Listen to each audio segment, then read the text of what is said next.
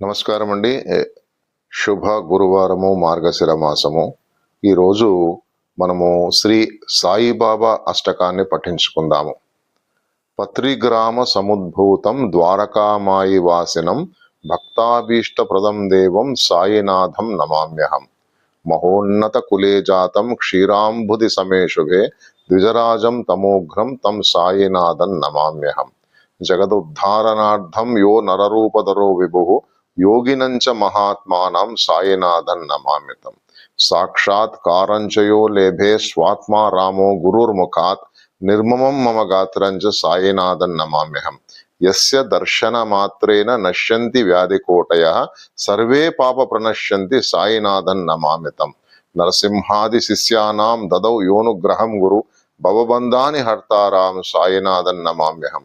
ధనధాన్యాంచ దరిద్రాన్యః సమదృష్టేన పశ్యతి కరుణాసాగరం దేవం సాయినాథం నమామ్యతం.